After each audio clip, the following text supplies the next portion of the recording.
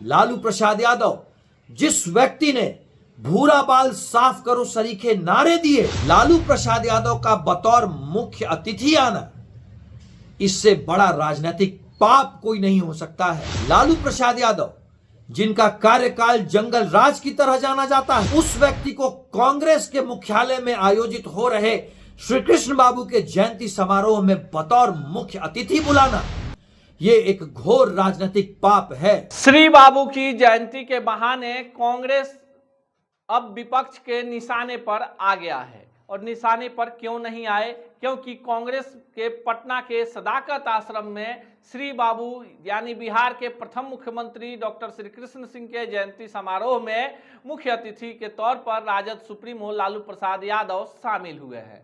नमस्कार, मेरा नाम अनूप नारायण सिंह है। आप बिहार टॉक के डिजिटल प्लेटफॉर्म को देख रहे हैं।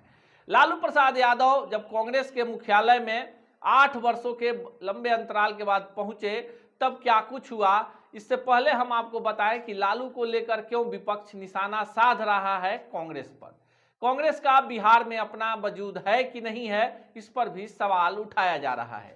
राजद सुप्रीमो लालू प्रसाद यादव महागठबंधन में एक बड़े चेहरे हैं और बिहार में तो किंग मेकर की भूमिका में है। ऐसे में कांग्रेस के प्रदेश अध्यक्ष डॉक्टर अखिलेश सिंह ने पार्टी के आला कमान के निर्देश पर ही पार्टी कार्यालय में मनाए जा रहे बिहार के प्रथम मुख्यमंत्री डॉक्टर श्री कृष्ण सिंह की जयंती में लालू प्रसाद यादव यानी राजद सुप्रीमो को मुख्य अतिथि के तौर पर बुलाया है।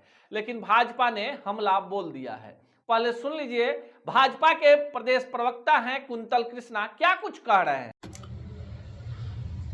बिहार कांग्रेस के मुख्यालय सदाकत आश्रम में आयोजित हो रहे बिहार केसरी श्री कृष्ण बाबू के जयंती समारोह में लालू प्रसाद यादव का बतौर मुख्य अतिथि आना, इससे बड़ा राजनीतिक पाप कोई नहीं हो सकता है।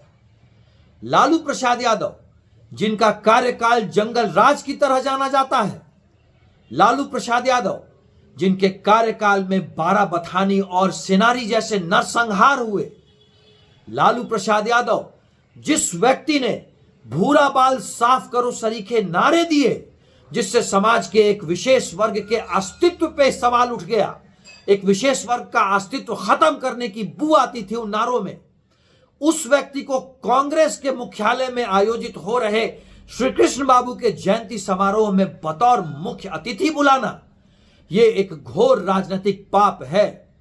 सत्ता की लोलुपता में कांग्रेस इस निम्न स्तर की राजनीति कर रही है। लानत है ऐसी राजनीति पे।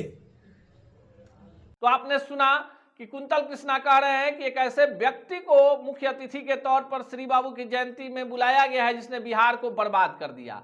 श्री बाबू बिहार के एक ऐसे मुख्यमंत्री रहे जिनके कार्यकाल पर कोई उंगली नहीं उठा सकता है। हालांकि विपक्ष ने लालू पर यह भी आरोप लगाया कि यही राजद सुप्रीमो हैं जिन्होंने भूरा बाल साफ करने की बात कही थी। बिहार में जातीय सर्वे की रिपोर्ट आने के बाद वैसे भी बिहार के ब्रह्मर्षियों के निशाने पर राजद सुप्रीमो लालू प्रसाद यादव हैं। बिहार में ब्राह्मणों की तादाद बढ़ी है तो राजपूतों और भूमिहारों की तादाद काफी कम बताई गई है। साथ ही साथ जो कायस्थ बिरादरी है उसकी जो पूरी गणना हुई है वो 1% से भी कम है। बिहार में जात की बात आजादी के बाद से चलती है, लेकिन नए जातीय सर्वे रिपोर्ट के बाद से बिहार में जात पात की बात कुछ ज्यादा ही बढ़ गई है। जिन जातियों की संख्या बढ़ी है उन्हें लग रहा है कि लोकसभा और विधानसभा में उनका प्रतिनिधित्व बढ़ जाएगा। जिन राजनीतिक दलों को लग रहा है कि इस आंकड़े को दिखाकर उस वर्ग का बड़ा वोट बैंक झिटक लेंगे, यह भी उनके लिए दुविधा की बात है। बिहार में ऊंट की करवट बैठ जाए कुछ नहीं कहा जा सकता। बिहार में जनादेश हवा के रुख के विपरीत बहता है। MY समीकरण पर मोदी लहर पिछले 2 लोकसभा चुनावों से भारी पड़ता दिख रहा है। 2019 में अगर एक किशनगंज सीट की बात छोड़ दें तो बिहार के 40 में से 39 सीटें NDA जीतने में सफल रही थी। जब बीजेपी अकेले चुनाव लड़ रही थी उस दौर में भी उसने बड़ी टक्कर देते हुए बड़ा झटका दिया था जदयू और राजद को। 2024 में क्या होगा ये तो भविष्य के गर्भ में है, पर कांग्रेस के पटना मुख्यालय बिहार मुख्यालय लालू प्रसाद यादव के पहुंचने के बाद बिहार में जात की बात बढ़ गई है, बयानबाजियां तेज हो गई हैं और ये सवाल उठाया जा रहा है कि जिस बिरादरी को साफ करने की बात राजद सुप्रीमो लालू प्रसाद यादव करते थे, उस बिरादरी के महापुरुष की जयंती में लालू प्रसाद यादव को बुलाकर कहीं ना कहीं उस महापुरुष को अपमानित करने की कोशिश की गई है।